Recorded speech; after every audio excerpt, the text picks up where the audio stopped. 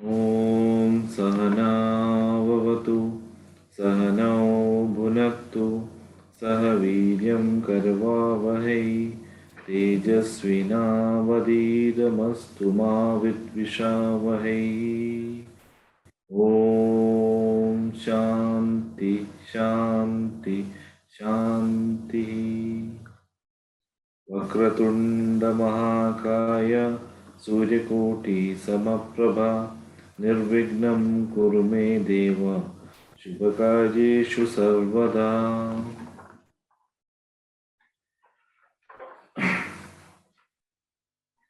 Gurur Brahma, Gurur Vishnu, Gurur Devo Maheshwara, Gurureva Param Brahma, Tasmai Shri Gurave Namaha.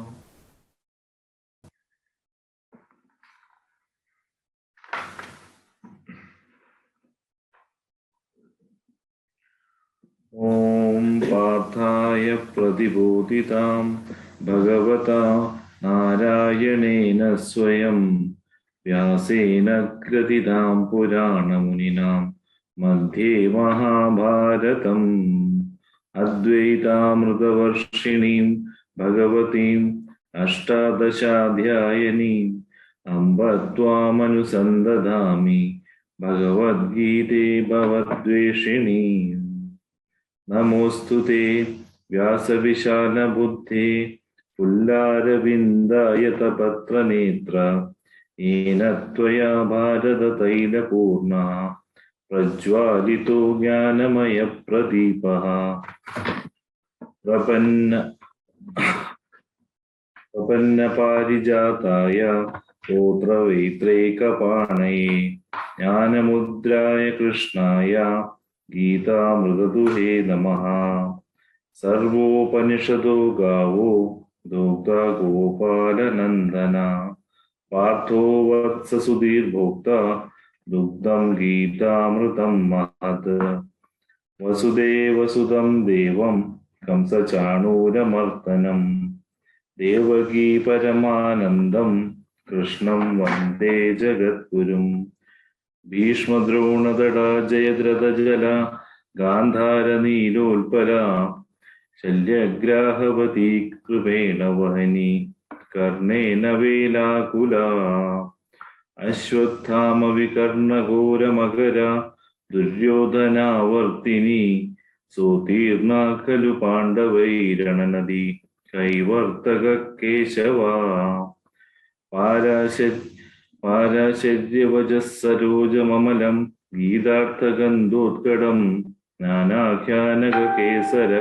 Adhikata Sambodhana Bodhitam Loke Sajjana Shatpadairaharaha Tebiyamanam Muda Bhuyad Bharata Pankajam Kalimala Pradham Sinashreyase Mukam Karoti Vachalam Pangum Lankayate Girim Yatkripatamaham Vande Paramananda Madhavam Yam Brahma Varunendra Rutra Maruda Sunvandi Divyestavai Vede Sangha Padakramo Upanishadai Gayanti Yam Samaga Dhyana Vastita Tatkadena Manasa Pashyanti Yam Yogino Yasyantam Vidu Surasuragana Devaya Tasmai Namaha Devaya Tasmai Namaha Devaya Tasmai Namaha Sarvadharman Parityajya Mamekam Sharanam Vraja Aham Tva Sarva Papebhyo Mokshayishyami Ma Shuchaha.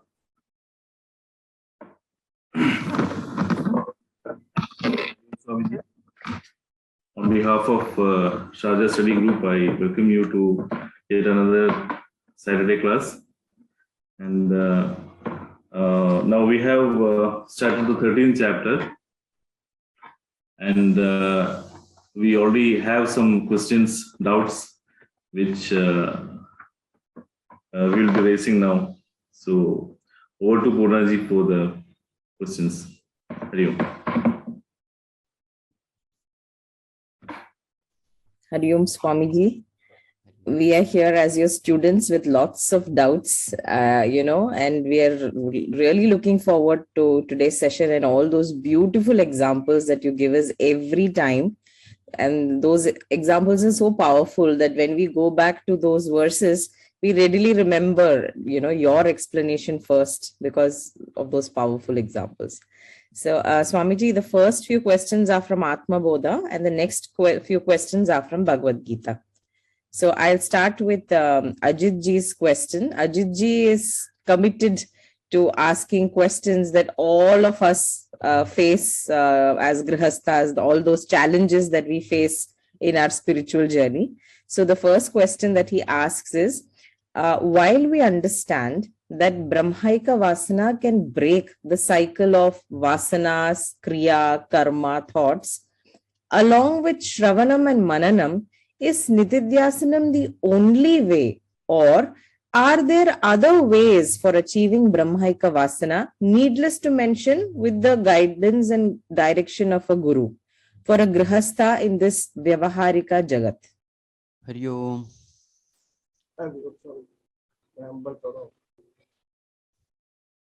See, first of all, we have to understand what is this vasana. Any thought, any action, when repeatedly entertained or done, it leaves behind an impression in the mind. This impression in the mind is called vasanas. Okay. You continuously do something, an impression is created.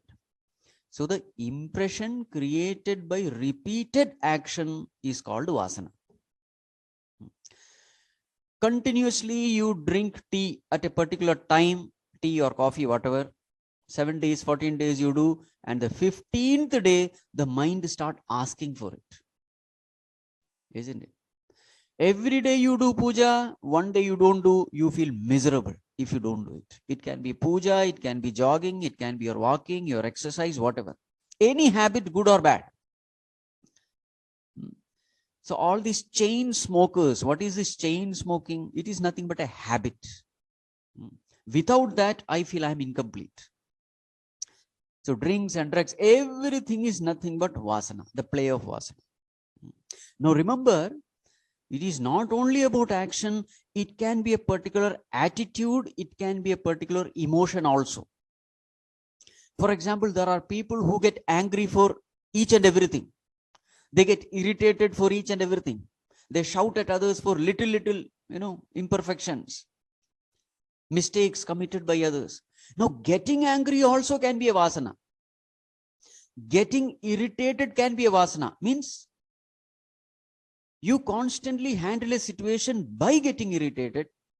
You constantly solve a situation by getting angry, by shouting at others. So what happens is, whatever you create as a repeated action, it becomes a habit. So very many times we can predict how this person will behave in a particular situation because he has been doing this. So therefore you can extrapolate. You can just extend and see, this person in this situation will behave this way only. So they are all the plays of vasanas. So what is vasana? Mind has this tendency. Whatever it is trained again and again, it will behave in that particular way. It will think in that particular way. It will react in that particular way. So the whole life is nothing but the play of habits.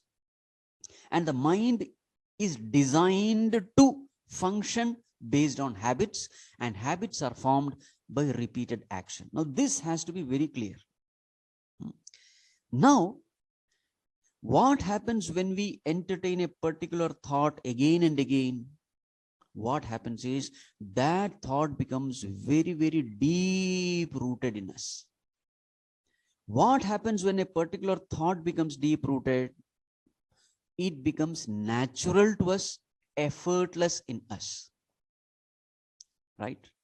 Any thought, it becomes natural, it becomes effortless, and slowly, we tend to think that this is the right thing to do.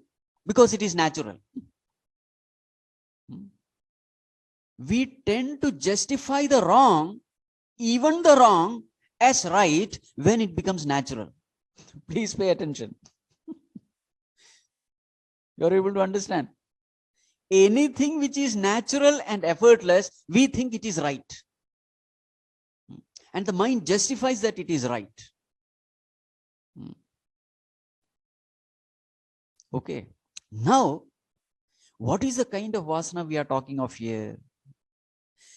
Every time I think that I am the body, now this is also vasana, please keep this in mind. Self-definition. What do I know about myself? Everyone operates in this world, and the most important thing is, who am I? After that only I can interact with the world. I must have a definition about myself. With this definition, with this understanding about myself, I am interacting with the world of things and beings. Now, what is our understanding about ourselves? We see that when this body is existing, I am existing. Because this is what I see in others. So naturally, this is the understanding I gather about myself. In others, I see that the moment this body is born, this person is there. The moment that body dies, that person is gone. So therefore, I also exist when the body exists. I also die when the body dies. Also, all the pains, etc., I feel only within this boundary. The pain of somebody else, I don't feel because it is in some other body. So therefore, I create a boundary for myself. This body is the boundary of mine. So slowly, slowly, I define myself as this body. Now, what is this definition? It is a notion in the mind. I am this body is a notion in the mind. Remember, this is also a vasana. Again and again, I entertain this thought. Whenever the body performs an action, what do I say? I did it. Actually, body did it, but I say, I did it. Mind entertained the thoughts, but I say, I thought about it. So every time I replace body with I, every time I replace mind with I, slowly, slowly, I define myself as I am BMI. You got it? Remember, every time you do, that vasana is getting strengthened. What is this vasana? This is not Brahmakara vasana. This is Dehakara vasana, we can say. Or Dehakara vritti, we can say. A particular thought in the mind, a notion in the mind that I am this. Right? Now it has become so effortless and so deep-rooted in us that even in dream, you will observe, you will find yourself as man or woman exactly as you find yourself in waking or dream. I mean waking. In the waking, if you are a man, in the dream also, you will find yourself as a man only. Why? Because that vasana is so deep that it has percolated even into the dream state. You will never see yourself as an elephant or a cow or a buffalo. You will not. In dream, you will see yourself as a human being and you will see yourself as a man or a woman exactly as you are in the waking. What does it mean? That vasana has become so much deep-rooted. I am this human being. I am this man. I am this woman. I am like this. Right? And now, that vasana has become so effortless and natural that I never even question it. I feel that this only is right. Remember this.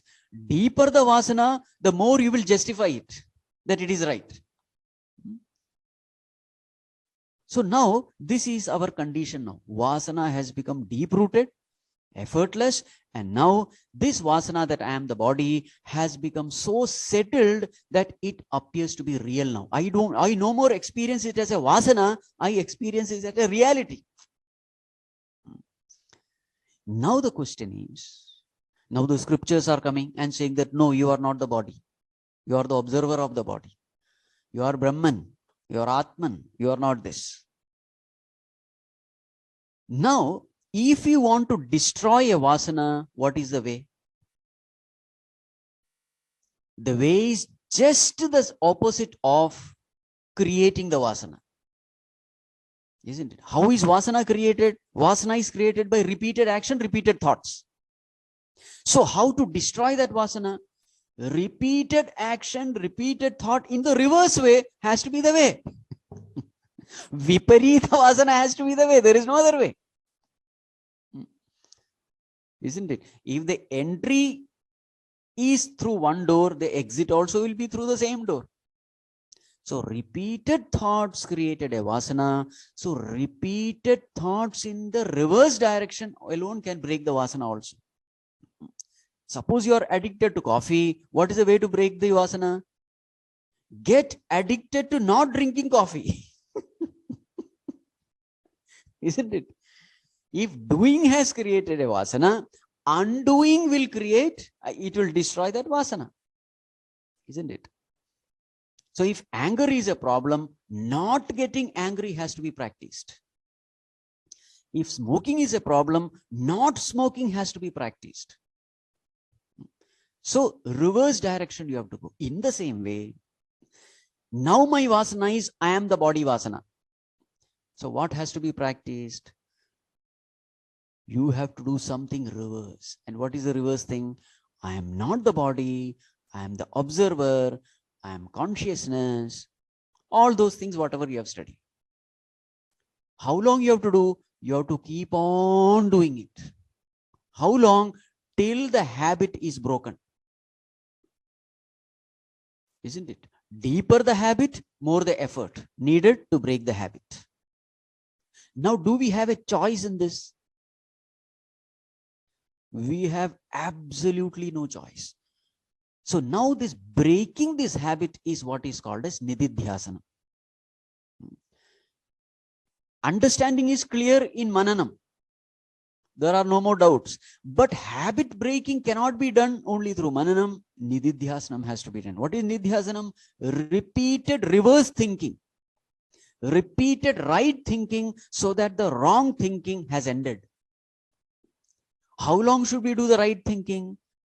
Till the right thinking becomes effortless and natural, right thinking has to be done. So is there any other way? There is no other way. It doesn't matter whether you are a grihasthashrami or a sannyasashrami, because law is a law. Wrong thinking has created a, what you call, a wrong habit.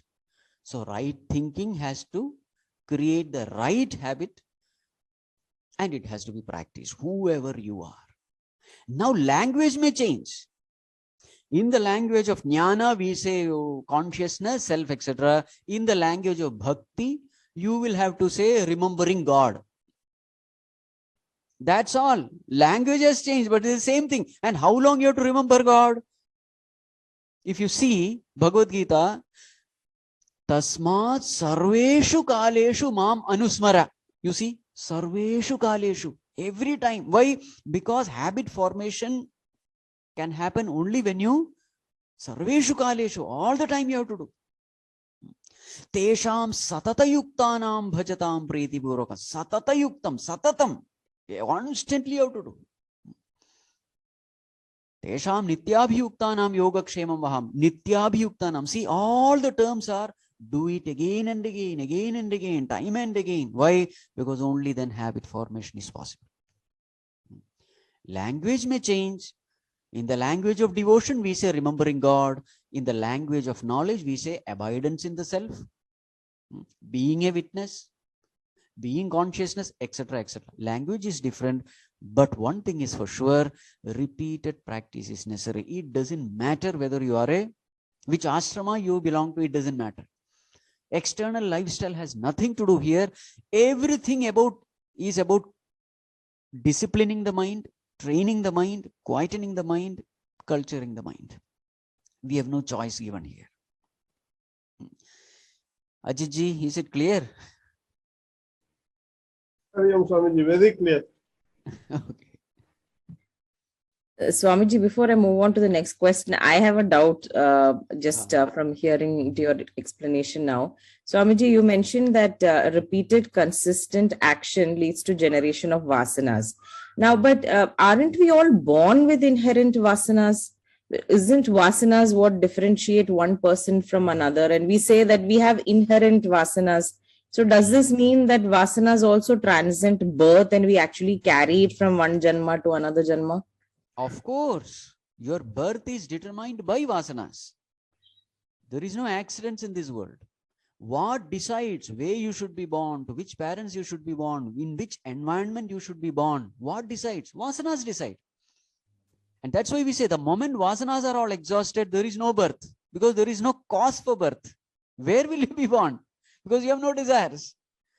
So therefore, it is the play of vasana. Everything is a play of vasana. Okay, thank you, Swamiji. The next question is also Ajit Ji's, and it is kind of a continuation of this question itself. He says, excuse me, verse 37 of Atma Bodha mentions the impression, I am Brahman, thus created by constant practice, destroys ignorance and the agitation caused by it, just as medicine or rasayana destroys this disease. While prima facie the above seems to be easy, we are all aware that Brahmaika realization is only for a few rare Mahatmas and Gyanis. As Bhagwan also says in verse 12.5, Klesho dikataraktesham avyakta sakta chetasam avyakta higatir dukkam dehavadvirabhabhyate. So in this verse, Bhagwan himself says, greater is the trouble whose minds are set on the unmanifest. For the goal, the unmanifest is very hard for the embodied to reach. What then needs to be done for seekers like us, at least, to traverse the path mentioned in verse 37? Swamiji, we appreciate your wisdom on this. See, when it is said in chapter 12, Kleshaha adhikataraha. So if you remember, we had discussed, we had pointed out 5 paths. The first one is Nirguna Nirakara Dhyana, chapter 12. If that is not possible, then Saguna Nirakara Upasana. If that is also not possible, then Saguna Sakara Upasana. If that is also not possible, then Nishkama Karma Yoga. If that is not also not possible, then Sakama Karma. This is 5 steps. Now remember, these are not optional steps. If you can't do this, then do this. That is enough. That will take you to the highest. No. They are sequential steps. What do you mean sequential? You do this, you attain a particular purity of mind, then you become capable of doing the higher sadhana. Then you are able to do the higher sadhana. So that means what? We have no choice. I am Brahman. We have no choice. We have to realize this. Bhagwan is not giving choice there. If you can't do that part, then this path is okay. It will take you. No, you do this so that you become fit to do that. That alone is the ultimate. You will have to know God as your own self. Okay. Because now the problem we are facing is ignorance about ourselves. So the solution is only knowledge of the self. There is no choice given to anyone. Let us be very clear. Purifying the mind, choice is given. But as far as knowing the self is concerned, there is no choice given. You have to know yourself as your own self. There is no choice. So, rare few jnanis, mahatmas, they gained Brahmasmi. What about us? You will also have to become a jnani mahatma. There is no choice. So now let us see. Suppose there is an easy path. Okay. There's a difficult path for mahatmas and jnanis, etc. And there is an easy path. Who will take that difficult path if there is an easy path here? Just imagine, you want to reach some destination and there are 2 routes. One is a shortcut with, very good road. Another is a long route with lot of difficulties, etc. Which road will you take? Whether you are a jnani or a mahatma, the other road, nobody will take the easiest route, only everybody will take. Whether he is a jnani or a mahatma or an avatara, yes or no? Who will take the difficult route? So the very fact that those mahatmas have taken the difficult route proves that there is no other route.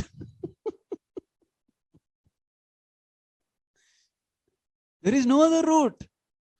Choice is not given to us. No, we are grihasthas. Arey, you be a what you call God-oriented grihastha.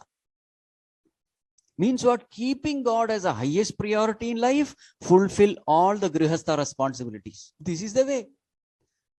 Because the law of life is clear. What you choose in life, you will get. Today you are a grihastha because you have chosen a grihastha way of life. In the past, somewhere you thought that money will give happiness, children will give happiness, grandchildren will give happiness, good job will give happiness, comforts and luxuries will give happiness. Once upon a time, this was your thinking, this was your highest priority of life, and therefore today you are there. I assume you are there. Okay. So who created the world around you? You created. Now today, after all these studies, you come to know, oh, real happiness, real peace is only by going within. It is only by developing dispassion.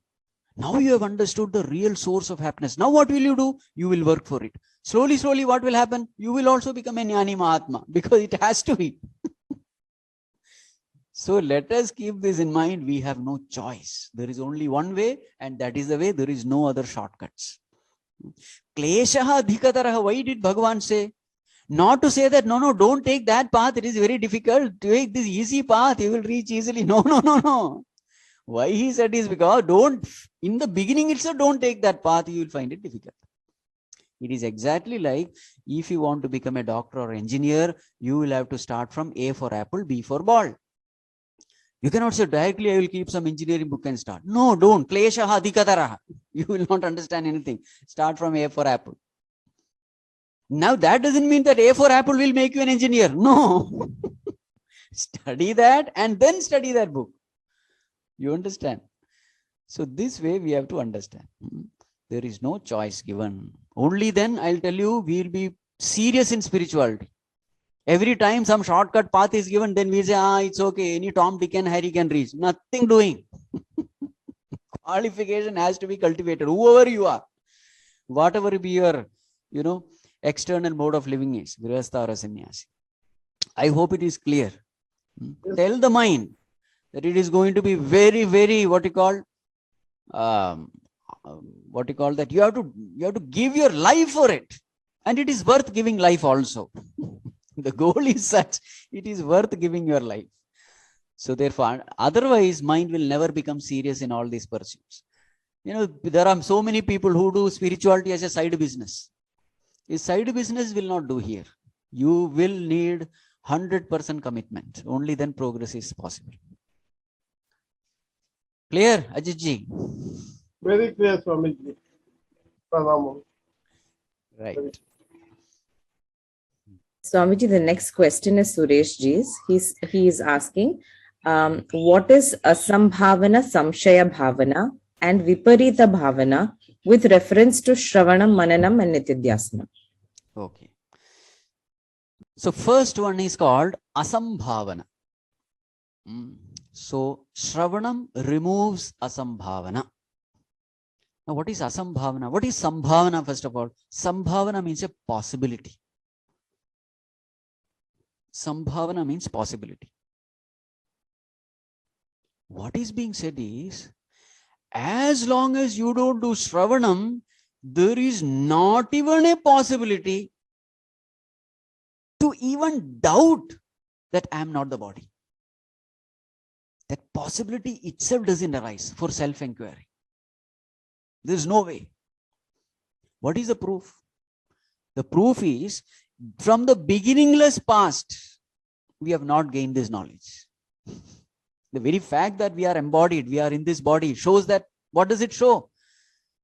From the beginningless past, do you know what is beginningless past?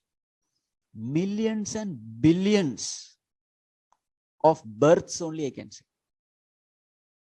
Why we were never liberated? We were never liberated because we never knew that such a thing was there. You can go on living in this world, desiring this or that, becoming this or that, but you will never doubt, you will never even question your existence, whether I am the body or not. That possibility itself is not there. Asambhavana means that. It is impossible that a person will doubt, his own identity as something different from this body. He will never even doubt it. So means what? We can go on living like this for infinite births. All the time mind will say, maybe if I get this, I'll be happy. Maybe if I get that, I'll be happy. Maybe if I become something like this, I'll be happy. Maybe that profession will give happiness. Children, grandchildren, maybe they will be giving happiness. Something, we go on adjusting the outer environment, trying to seek happiness. This can go on ad infinitum. So where does that starting point begin? Where does that sambhavana, a possibility, begin? It begins from Shravana. Somebody comes and tells you that, see, all your problem is because you don't know who you are. Question yourself, question your identity. Who are you? You are not the body. Somebody tells, and this becomes a seed. So as long as you are not sowing the seed, there is no possibility of it, sprouting and growing into a tree, isn't it? As long as the seed is there, properly preserved and kept somewhere in the corner of the room, there is no possibility of a tree coming out of it. In the same way, as long as we are not exposed to the scriptures, we are not exposed to Shravanam, Sambhavana itself is not there. Possibility itself is not there. Asambhavana, it is impossible. So the first thing is we are exposed to scriptures, Shravanam. Now there are so many people who do Shravanam, but they are not serious. Nothing will happen. So the next stage is important. Whatever you hear, you take it seriously. Now what happens when you listen? What happens is samshayam will be born. Samshayam means doubt. What is doubt? When there is a mismatch between the received knowledge and the present knowledge, that is called as samshayam. I have some knowledge, but the received knowledge from the scriptures, from the Guru, the received knowledge is not matching with my present knowledge, then my mind is disturbed. That disturbance is called samshayam, doubt. Now, when the doubt comes, there are two possibilities. You can say, oh, the received knowledge itself is wrong. My present knowledge is only right. What knowledge I have, that is right. The received knowledge from the Guru scriptures, I think that only is wrong. What is the problem here? The problem here is ashraddha. When ashraddha is there, you reject the received knowledge and you continue with your present knowledge. It is not knowledge, it is actually ignorance, but you think it is knowledge. So shraddha is very much emphasized. Shraddhavan labhate jnanam. Shraddha is emphasized because you need a guts to reject your knowledge and to accept this, received knowledge from the scriptures. You say, so a person with Shraddha says, if the scriptures have said it, it must be right. If the Gurus have said it, it must be right. Maybe I am wrong. My present knowledge has to be wrong. Fine, at my present state of maturity, this is what I'm experiencing, but this has to be wrong if the scriptures have said it, if the Guru has said it, because they will never tell a lie. They can never mislead us. So what do? You accept the received knowledge with a firm faith that this alone is true and my current knowledge is wrong. Now you try to understand why my knowledge is wrong and the received knowledge is right. So what is the way? The way is logical thinking. This is a function of the intellect. It wants logical answer to everything. Where have I gone wrong? So when you analyze, when you churn in the lines of the logic given by the scriptures. For example, taking a simple example, I am the body. This is my present knowledge. What is the received knowledge? You are not the body. This is a received knowledge. So naturally, my knowledge says I am the body. Received knowledge says I am not the body. Where have I gone wrong? Because they cannot be wrong. So then the scripture says, you are not the body because you are the observer of the body. Observer always has to be different from the observed. Now this is called logic. Whatever you observe, the observer should be different from the observed. Body is something which you observe. So you, the observer of the body, should be different from the body. Thoughts are something which you observe. So you, the witness of the thoughts, should be different from the thoughts. Now this is called logic. Now you understand, yes, what they say, it has sense. So now you work on it. And what is the end of mananam? Samshaya nivritti is the end of mananam. What happens in samshaya nivritti? The received knowledge becomes your knowledge. You upgrade your knowledge from the present knowledge to the received knowledge. So whatever knowledge the scriptures have said, now you have upgraded yourself to that knowledge. Now you have no more doubts. So samshaya bhavana, removal of samshayam, is the purpose of mananam. Right?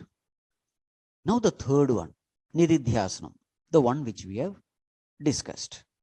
You are intellectually clear, but the habit formation is so deep that you tend to think in the wrong direction effortlessly, because that habit has become so strong. You are intellectually convinced I am not the body, but the habit says I am the body. So now you have to create a habit. I am not the body habit, which is called as Brahmakara Vritti. I am Brahman, I am consciousness. It has to be created. Right. Nowadays, no, all these people, they have the habit of wearing mask. COVID time. So many times what happens, you are not even aware that you have mask, and something is given for you to eat and you immediately try to pop in. Has such a thing happened? And when you take it in your mouth, you find that there is a mask there. You see? Many times this happens. You are not aware that there is a mask because it has become a part of your body now, because everywhere you wear this. This is called as, habitual error. You are the one who put that mask. But now you are used to living for so many years. You are used to living without mask. So what habit was there? No mask habit was there. This mask habit has come recently. So when you eat, you forget that there is a mask, but you are the one who put that mask. You know it. But because of habit, you forget. That, are you able to understand this? Many times this happens. A person who is wearing watch all the time. One day he doesn't wear watch because of some reason. But the habit is always to see the time. Watch is not there, but suddenly your hand automatically goes. These are all the examples of habitual error. You have done for a long time, therefore you tend to do it. You tend to forget that you have done something different. Did I tell you the story of that ambulance wala? I don't know. I must have told. No? Okay. Anyway, it doesn't matter even if I repeat. So there was this person.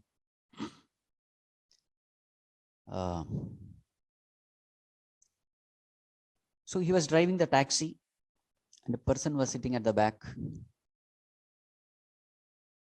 So this what you call, this traveler who was passenger, he just tapped the driver just to tell that, you have to just stop here. Just tap. And when this passenger tapped this driver from the back, he screamed, almost lost control over the steering wheel, and he started panicking, screaming, and He just stopped the car and he was sweating, panting. So that passenger said, sir, I'm really sorry. He had just tapped, that's all. He said, no, that's not your mistake. For the last 25 years, I have been driving ambulance carrying the dead bodies. This is the first day I'm traveling a taxi. Now you understand? He is the one who changed the profession. But that habitual behavior, this is where nididhyasanam is needed. I am intellectually convinced I am not the body, but what is the behavior now? What has become natural now? I am the body. Habit. That way of thinking has become natural. So therefore that habit has to be broken. And that's what we do in nididhyasanam by repeated thinking. Sureshji, is it clear? Swamiji, there is one more small clarification. Okay. In Sravanam, we use the aid of Shastram and Guru. Yes. That is giving that as the knowledge. But in Mananam, are we taking aid or completely it is we are doing Mananam by ourselves? But again, Yes. there will be a doubt coming, and then we go back to Shastram and Guru. So again, Yes. we are using that. So it's a mix of Yes. that, or it's a completely our own. It's a mix. See, the logic also has to be given by Shastram only. For example, I am not the body. Why am I not the body? Logic has to be given. I'm not the body because I'm the observer. Now see, the guidance is given by the Guru, by the Shastras. So whenever the doubts come, these Gurus and the Shastras, they guide you because they have already walked the path. So they give you the logic. Why I am wrong and they are right. The logic is necessary. Right way of thinking is necessary.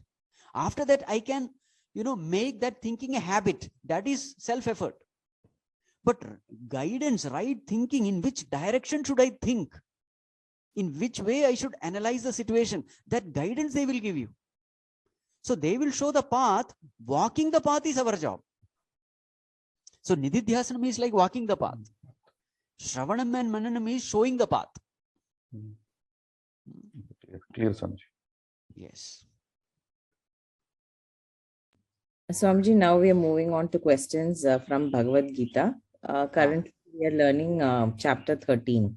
So with reference to that, when we began chapter 13 in the introduction, we learned that the 18 chapters of the Bhagavad Gita have been divided into 3 shadgams of 6 chapters each. And this this division is based on the Mahavakyam Tattvamasi. So Venuji's question is, can you please highlight the importance of the 3rd shadgam of the Gita with reference to the Mahavakyam?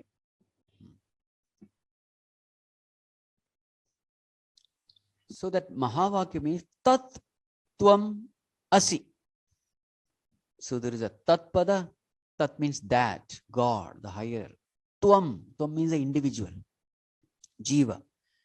Asi means equation. So what is Tattvam-asi? Tat equal to Tvam. That equal to is called Asi. I am that. So I equal to that. That is Tattvam-asi. First 6, so the great commentators like Madhusudana Saraswati, etc., they are the ones who have made this division. So first 6, they say it is Tvam Pada Shodhana, analysis of the Jiva. Tvam means the individual. The next 6, from 7 to 12, so it is Tat Pada Shodhana.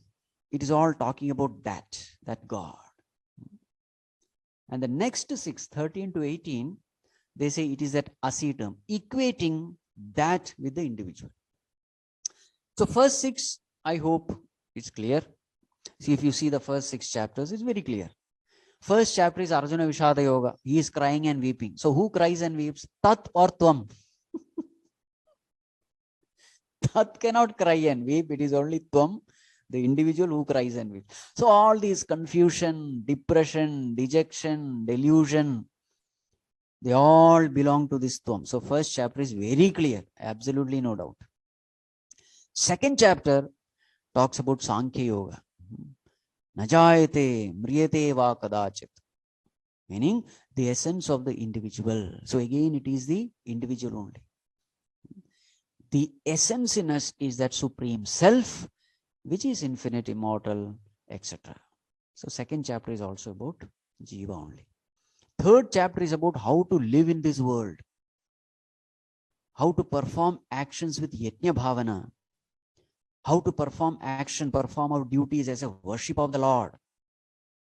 So again, it is related to the individual only, third chapter. Fourth chapter talks about how to perform action and still remain affected by action. Akarma and karma. How to perform karma and still remain unaffected by action. So again, it's about the individual. Fifth chapter is about, what you call that? Naiva kinchit karomi iti. Actions are happening at the outer level, but I am akarta. So that aspect is given. Sixth chapter is all about meditation. How we should sit for meditation, etc. So you'll find the first 6 chapters, they are talking about the individual. So Tvam Pada Shodhana happens in the first 6 chapters. What about the next 6? So 7th chapter, you find God talking about himself. I am the support of the whole world. The whole world exists in me, like the beads in the garland. So the 7th chapter, you'll find God is describing about himself as the very sum and substance of the world. From him the world has come, into him the world merges. So 7th chapter is talking about Tat. 8th chapter also, Bhagavan says, I am the Adhibhuta, Adhyatnya, Adhyatma, etc. I alone have become everything. So many terms are used. Again, Bhagavan is talking about himself and the 2 ways in which he can be reached, Shukla Gati, Krishna Gati, etc. 9th chapter, again Bhagavan talks about himself. Without me there is no existence for the world. How he can be worshipped, how easily he can be worshipped. Patram pushpam phalam toyam. How easy it is to worship him.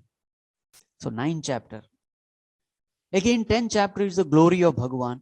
So again it is Tatpada only, Vibhuti Yoga.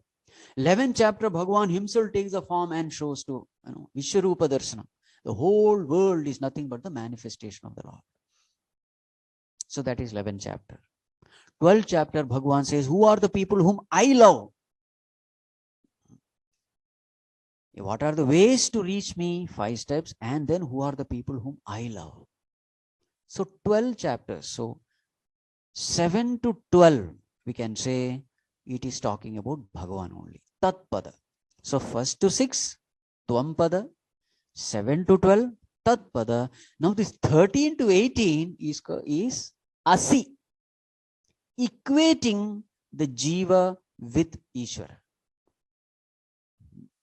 So in the 13th chapter, you must have seen Kshetrajñam chapi mam vidhi sarva kshetreshu bharata.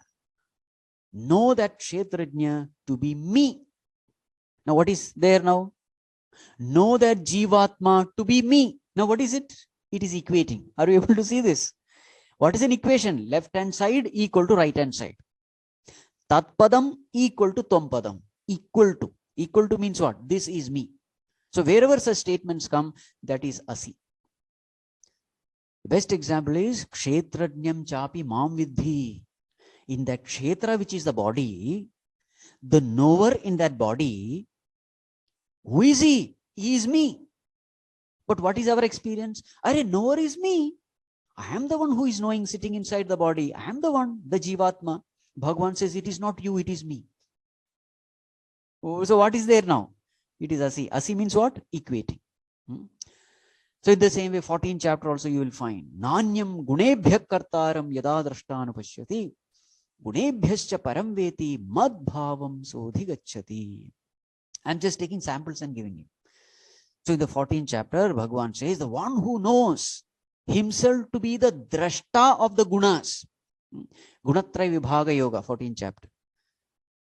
The one who knows that he is not sattva, rajas or tamas, the different moods of the mind, the one who knows himself as the drashta of the mind, he has reached me.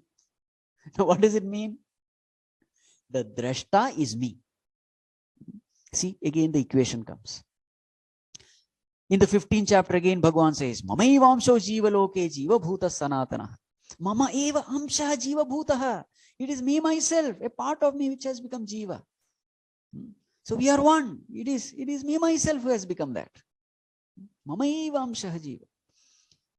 Again, so many verses. Etanto yoginaschainam. Pashyanti atmanyavastitam. Those who strive in the right direction, they find me as their very self in them. You see, that is also equation. Sarvasya chaham hridi sannivishtaha. I am there in the hearts of everyone. Now, what is heart? Heart means the essence. The essence in me. That is called a heart. So Bhagavan says, I am in the heart of everyone. I am the very essence of everyone. Now, 16th and 17th chapter, they are all about purifying the mind to gain this experience. Because it is in the heart that we have to experience God. So therefore, Bhagavan says this heart has to be purified. Only then you can experience this. So how to purify the heart? So 16th chapter is all about virtues of life. Devi Sampat and Asuri Sampat, which we must give up. So there are certain vices we must give up. There are certain virtues we must cultivate. So 16th chapter is all about purification of mind. To gain this experience. What experience? Aham Brahmasmi experience. Again, 17th chapter is all about Yajna Dana Tapas. Again, it's all about purification of mind. To gain this experience. And finally, 18th chapter is a summary. Ishvara Sarvabhutanam Hruddeshe Arjuna Tishtati. Ishvara is residing in the hearts of everyone. He is the very essence in everyone. Sarva dharman parityajya mamekam sharanam vraja. Because I am the very dharma in everyone, the very nature in everyone, it is me only. So you'll find that from 13 to 18, the focus is upon Asipada, equation. That Tat is none other than Tvam. Venuji, clear? Hari Om Swamiji. Definitely, Swamiji, you have expanded the dimension so vast, and it's a great inspiration to think on those lines. Okay. Hari Om Swamiji. Hari Om, Hari Om. Swamiji, the next question is also Venuji's. When we were discussing the first verse in chapter 13, where Arjuna is asking for the 6 technical definitions from Lord Krishna, we were discussing that there is no bhashyam for this. Shankara bhashyam is not there. And in Gurudev's commentary, Gurudev has indicated that maybe this is, more for the sake of continuity that this has been inserted. So Venuji's question is that, is it also not there in Mahabharatam, this verse? See, this verse, they say, has been introduced by Madhusudana Saraswati. And now this verse makes a, it gives a, it connects the gap. If you see the 12th chapter, and if you see the beginning of the 13th chapter, suddenly we find that there is no connection at all. If you see the 13th chapter, Idam Shariram Kaunteya Kshetramitya Vidiyate, Etad Yoveti Tam Prahu, Kshetrajneti Tadvu. Suddenly Bhagavan is talking about Kshetra and Kshetrajna. Where you have left a 12th chapter, suddenly there is a, there's a big gap, it appears. Kshetra and Kshetrajna, they are the new terms introduced into Bhagavad Gita. So therefore what Madhusudana Saraswati did was, he gave a beautiful question and which makes a connection. Oh Bhagavan, what is Kshetra, Kshetrajna? And what is that? Prakriti Purusha, Jnana Jnaya. I would like to know. So that question, it really connects, it fills the gap. So this is what they say. So actual Mahabharatam should not, in actual Mahabharatam it is not there. So Madhusudana Saraswati has blessed us with that verse too. And therefore all the, generations later on, they accepted this because that was a great solace for them. Otherwise, this confusion is always there. Suddenly, how did Bhagavan start something? Did we miss something? Now, this is another thing, because generations and generations come. Have we missed something in between? Many times that thing also happen. Over a period of time, so many slokas are gone. So many, So that possibility, Masuna Saraswati beautifully has, that the doubt has been cleared. Swamiji, the next question is regarding this Kshetram Kshetrajna. We've just started studying about Kshetram Kshetrajna, and I'm sure by the time we reach Purusham and Prakriti, we will need one session with you only just for clearing all these doubts. But Sandeep ji is asking this question. He's asking, how should we understand Kshetrajna, the knower of the field? Can we take Jiva as the Kshetrajna of our body, mind, intellect, or is it Brahman alone who is the Kshetrajna for both the Vyashti and the Samashti? Yes. See, Kshetrajna means knower. Now, there are two types of knowers. One is a relative knower, the other is the absolute knower. To give the example, let us take this dream example. So when we enter into the dream, so we identify with the dream body and now go through the dream experiences. So there is a knower there. Who is the knower? The dreamer identified with the dream body, mind, intellect is the knower. We can call him relative knower. The one who is knowing the experiences in the dream, interacting with the dream. So him we can call relative knower. But there is an absolute knower. Who is the absolute knower? The observer, which is none other than the waker, who is observing the dreamer and the dream world. The Sakshi of the dream. Who is going to survive the dream and say, oh my God, what all things I saw. Are you able to understand? There is a dreamer who is a relative knower, who is not aware of that waker who is observing. He is aware only of the immediate surrounding and the experiences, and he is going through. So we will call him relative knower. And who is the absolute knower?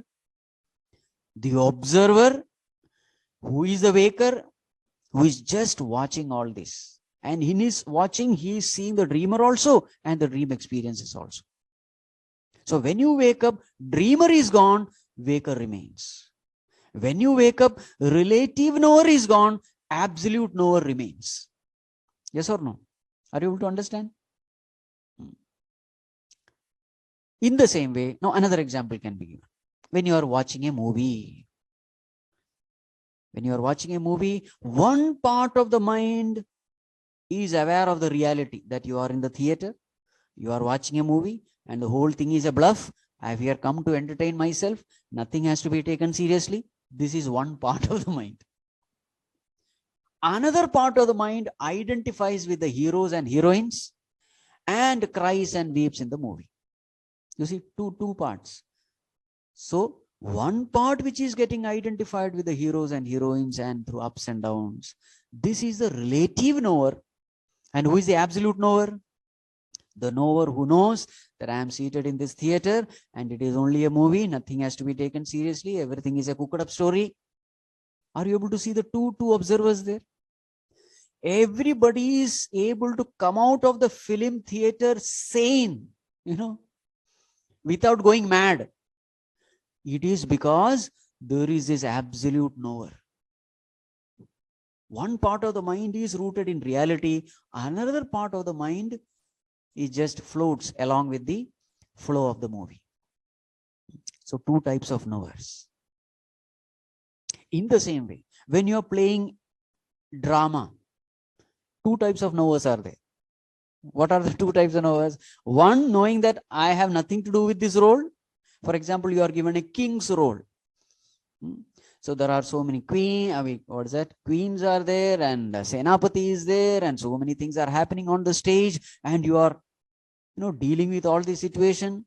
Whatever dialogues you have by hearted, you are delivering those dialogues. This is relative knower. What is the absolute knower doing? I have nothing to do with this role. I am an entity totally different from the role in this drama. So that is absolute knower. In the same way, when we are living in this body, there is a relative knower, there is an absolute knower. Who is this relative knower? The jiva. Our problems, our likes and dislikes, our raga, dvesha, this, that, etc. We are handling the problem. So all this, there is a person who is knowing. Who is it? Jiva. But behind this jiva, there is a sakshi who is knowing everything. The supreme self, that is the absolute knower.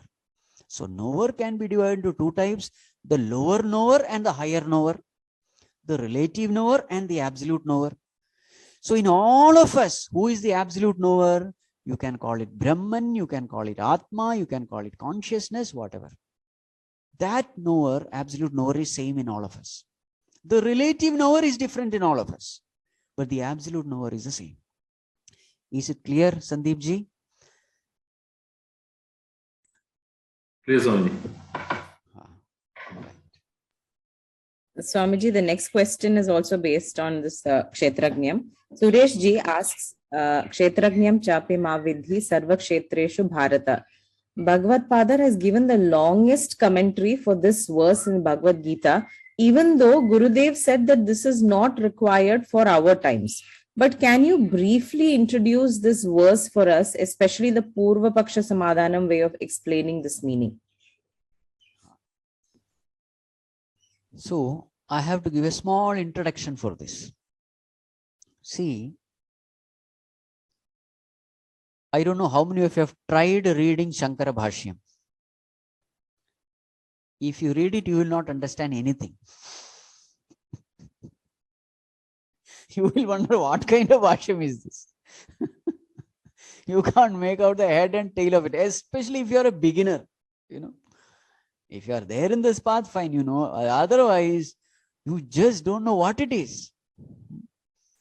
Now, please understand, he is Bhagavan Adi Shankaracharya. Means what? He is the avatar of the Lord. So when does Bhagavan take avatar? Whenever there is a very important need, he takes avatar.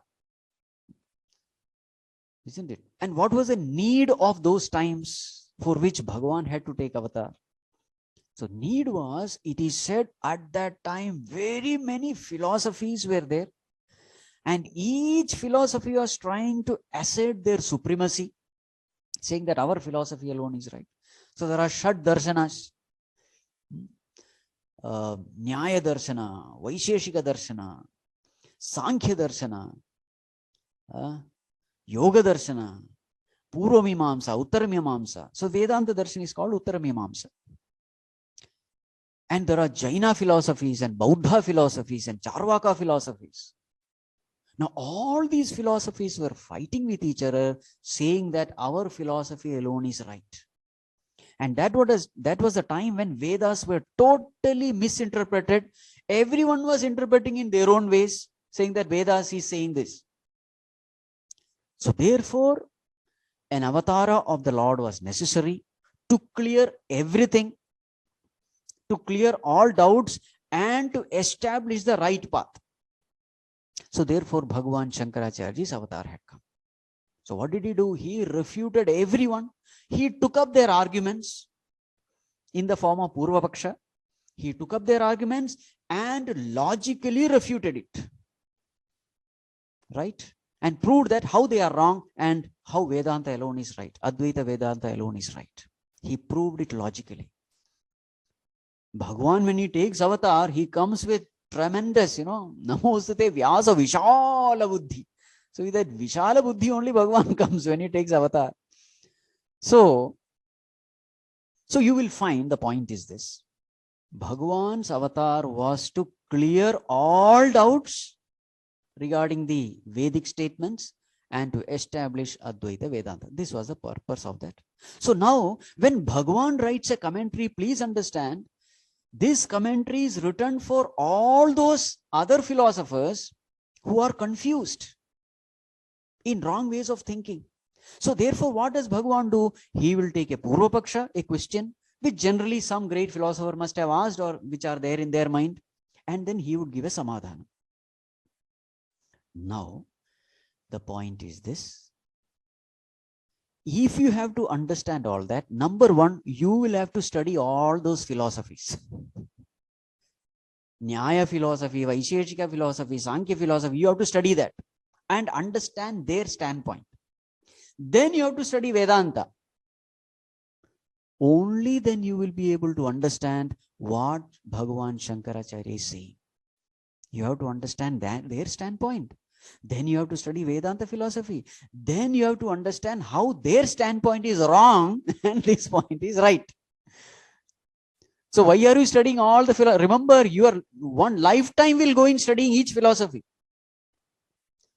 Just to study Nyaya philosophy, Vaisheshika, if you want to study it thoroughly, one lifetime will go because it is so deep.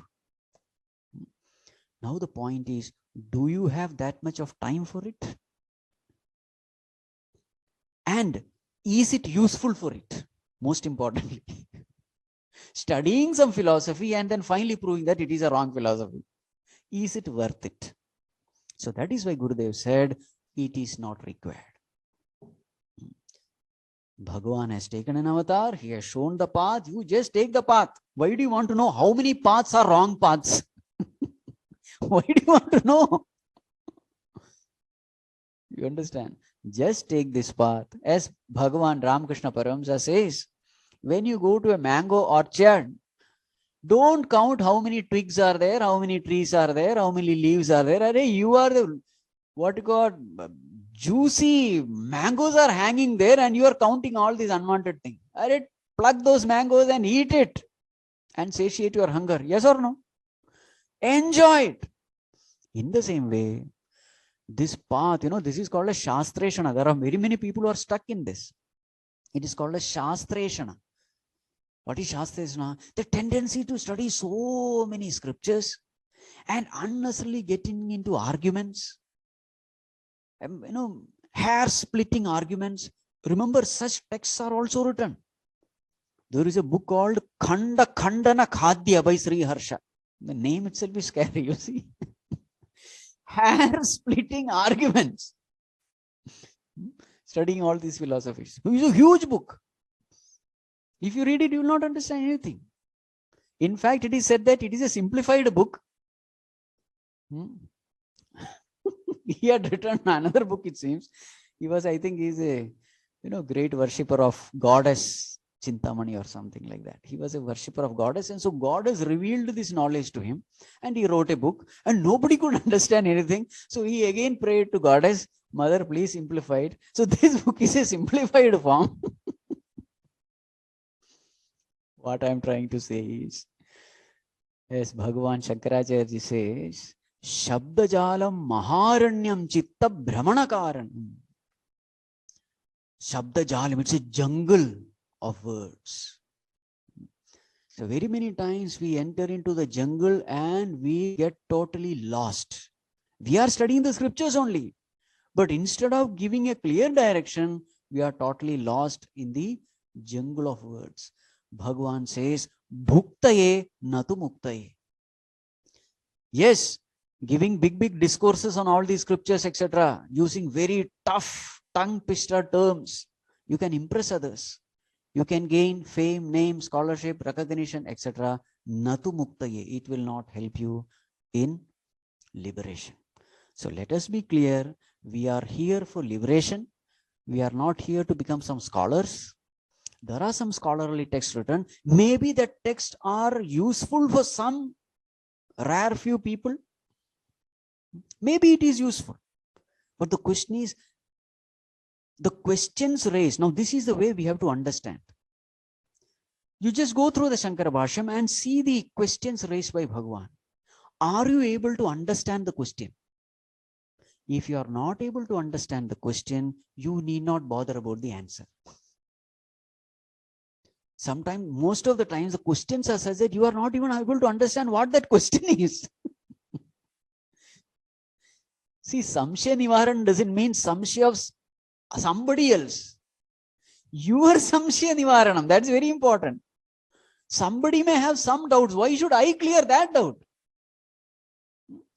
So samshaya means something which is really bothering you, something which is not allowing you to progress forward, something which is not allowing you to think deeply. So the samshayam is yours and it is coming from the depth of your heart. It is bothering you. Those samshayam alone you need to clarify. You need not try, break your head to understand what that other person is asking and trying to solve. It is not necessary. So whenever you find such questions, Purva Pakshi is raising a question and you are not able to understand what that question itself is, you don't have to even bother about it. So with this attitude, I don't say don't study Shankara Bhashyam. What I'm saying is, generally, later Mahatmas like Puja Gurudev, etc. have come. What is the purpose of their, coming? To simplify what Bhagavan Shankaracharya has said. Shankaracharya, in that small span of time, he had to do so many things. So therefore, he has given a very brief commentary.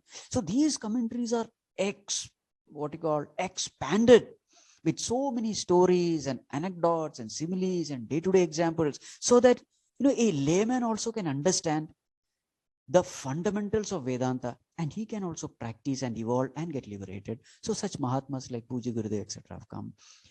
As far as I am concerned, that is more than enough for our liberation. Because what I am concerned is Jnana Bhakti Vairagya, not how to understand all these scholarly, expositions.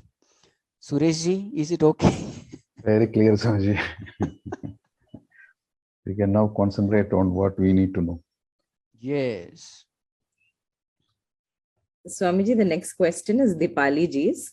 When we were reading the commentary for verse 3, Kshetrajnam chapi mam vidhi sarva kshetreshu bharata kshetra kshetrajnayor jnanam yatta jnanam matam mama. So in this, Gurudev has mentioned that the Bhagavan referring to himself as the first singular person, I am. So when he's explaining that, Gurudev has mentioned that Lord Krishna is expounding the Gita in a rare moment of yogic integration called Yoga Ruda state. So Dipaliji asks that later on, when Arjuna went back to Hastinapur post-war and requested Bhagavan to explain the Gita again, Bhagavan, even being so powerful, was unable to establish himself in the same state. Why is that? When Bhagavan is so powerful, why he was unable to do that? See, let us keep this in mind. When a knowledge is given, when an advice is given, the most important thing is the mood of the situation. Why is it that Bhagavan never gave this knowledge to Arjuna, even though they had enough time? 13 years or so they spent in the forest. Definitely there were times when, it was a forest and nobody was there and they had nothing to do also. They were totally free. They could have discussed this knowledge for days and days together. Unlike in a battlefield where there is, everything is urgent. In 700 verses, he finished everything. And what was the need? They could have created a what you call Skanda Puranam. So many thousands and thousands of verses. They could have done something like that. Why Bhagavan did not give this knowledge to Arjuna? Bhagavan did not give this knowledge to Arjuna because Arjuna was not fit for it.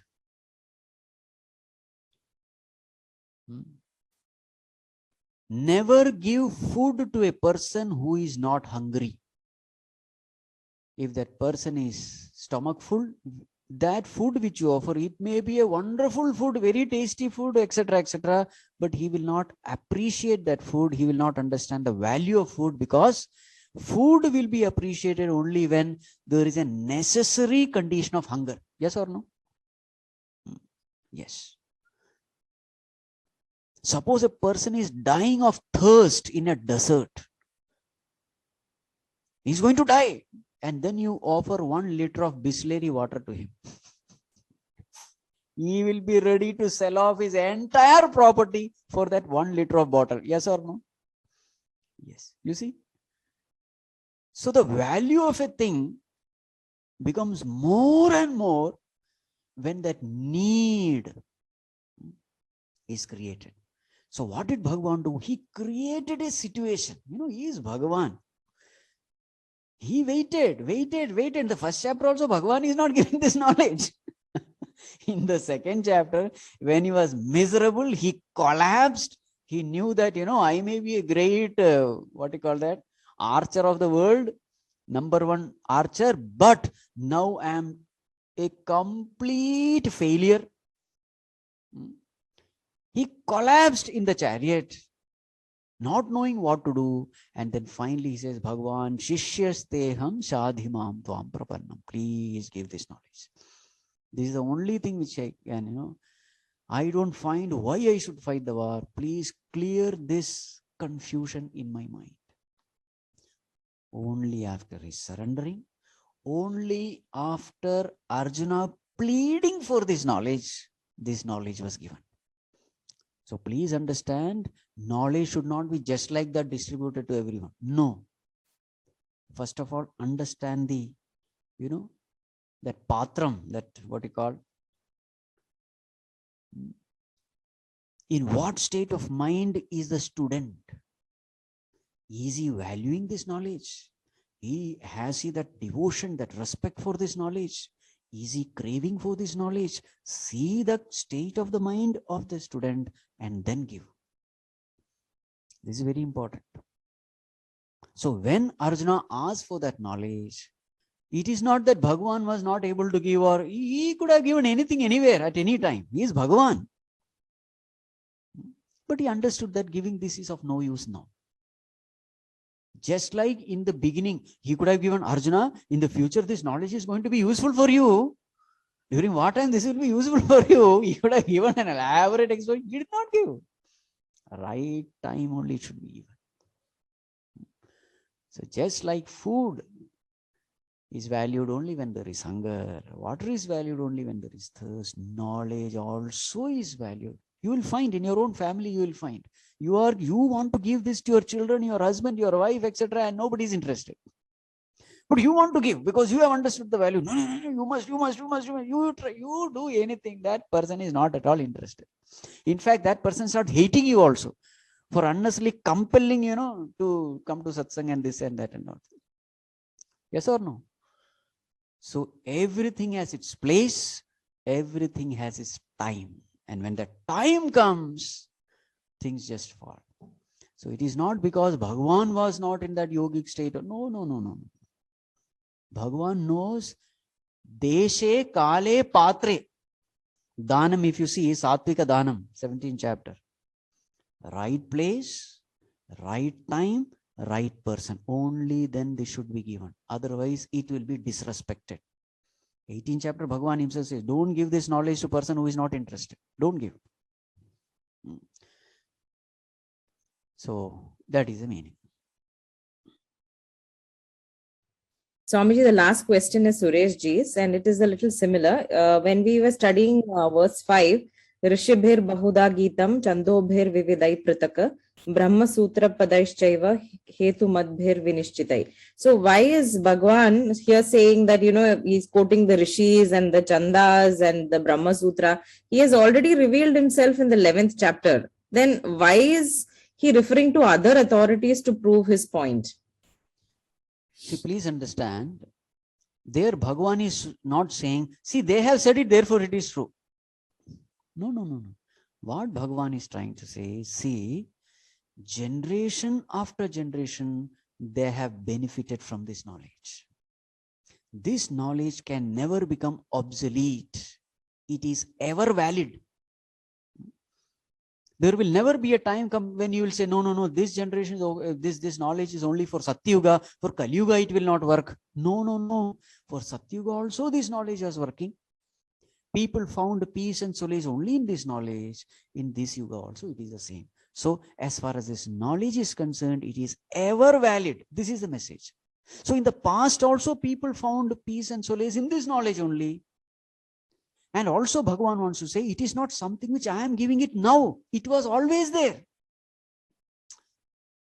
It is something Shashwata, Sanatana it is. It is always there. It is not something that I am giving you for the first time. Arjuna, you are the first disciple and I am the first guru. This knowledge was never there before. No, it was always there. I have come only to revive it, Bhagavan says. It was always there. So to pinpoint, to highlight the glory of this knowledge, the importance of this knowledge, Bhagavan is saying this.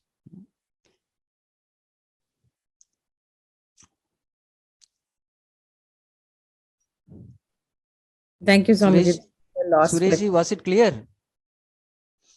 Yes, Swamiji. Okay. But this was in chapter 4 also, Bhagavan saying the same thing, starting the Yes. chapter 4 also. Again Yes. repeating here as well. Yes, from the beginning of the creation, Imam Vivasvate Yogam Yeah. Proktavanaham Avyayam. From the very beginning itself, this knowledge was there. I only gave. I only gave means what? It is a law. See, book of Vedas, we say it is beginningless. What is Veda? Book of knowledge. Now, knowledge, is it with beginning or without beginning? It is without beginning. For example, fire is hot. Is it with beginning or without beginning? It is not that at particular time fire started becoming hot. No, it is beginningless. All the laws of this universe, it is beginningless. So that is the meaning when we say Veda is beginningless. Means what? Knowledge is beginningless. It was ever there. So it has come from the Lord. So it is ever valid also. That is the point. Yes, Swamiji.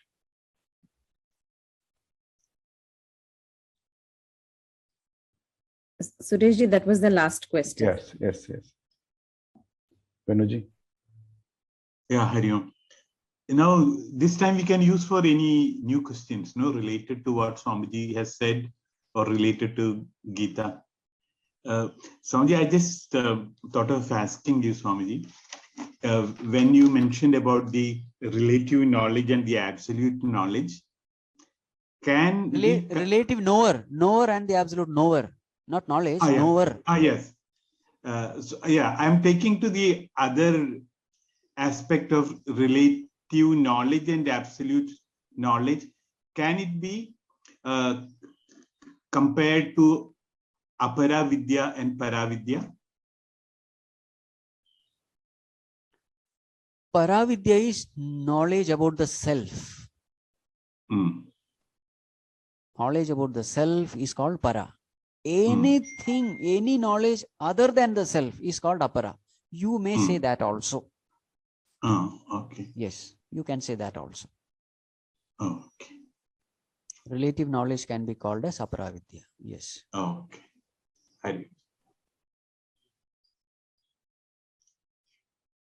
Sureshji, then there was another query regarding the Adidevika, Adibhaudika. Correct. There was one, I think it is missed out. No, Sureshji, that Dipaliji had asked last time, and Swamiji had already explained it in the. Yeah. That's That's right.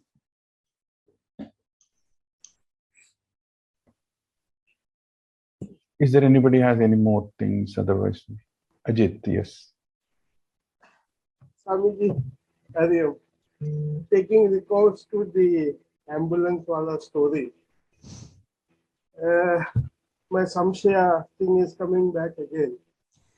This, we always say the subconscious mind.